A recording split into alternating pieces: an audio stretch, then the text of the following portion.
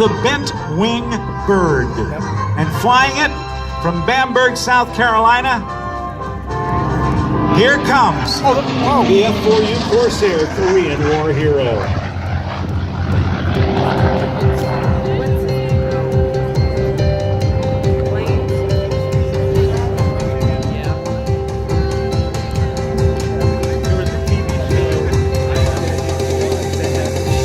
The Chance Vaught F4U Corsair was one of the finest fighters ever built.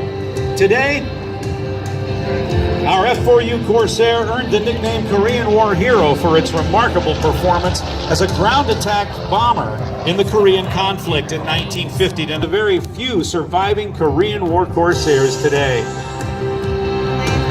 With the longest running production cycle of any piston engine fighter, the Corsair is a legend of U.S. naval aviation.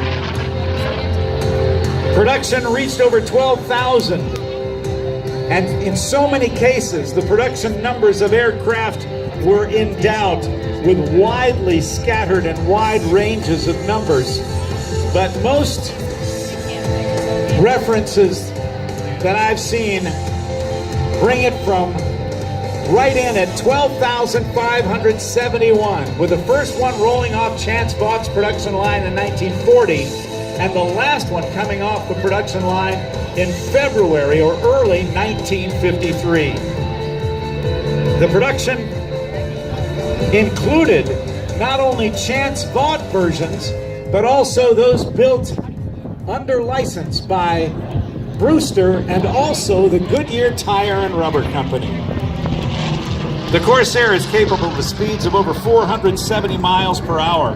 That speed comes from an 18-cylinder Pratt & Whitney radial engine called the R2800, developing an awesome 2,600 horsepower. The Korean War Hero is a single-seat carrier-borne fighter bomber that has a range of over 500 miles and capable of reaching altitudes of over 41,000 feet. Despite the advent of the jet, Corsairs remained the major naval fighter well into the 1950s.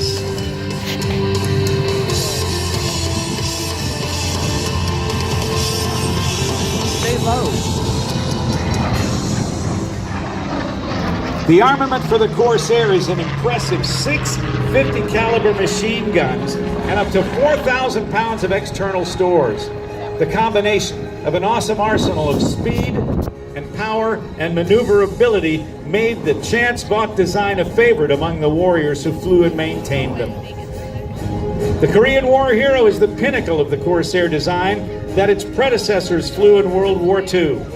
It was that war where the Corsair made its first major mark. It racked up an impressive score of aerial victories against Japan's best fighters.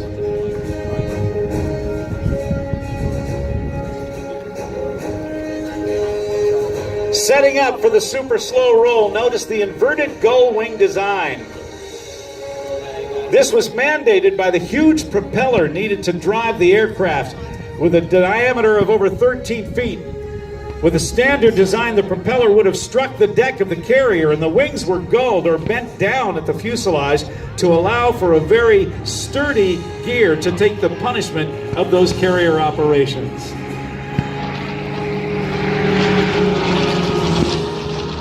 The landing gear is unique as well. In order to have a wing with a high-speed capability, the wing was actually designed so the landing gear always folds 90 degrees as it's tucked away.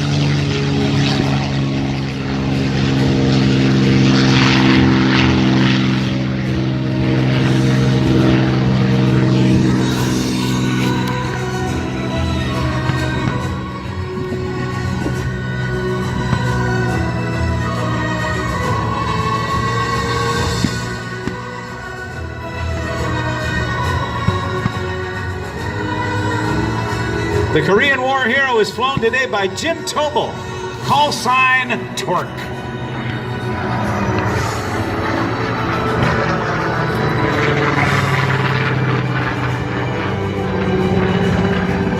Jim and his dad, Joe Tobel, began a long and lovingly Not yet. Photo pass. Cameras on, folks. Here comes the Korean War hero.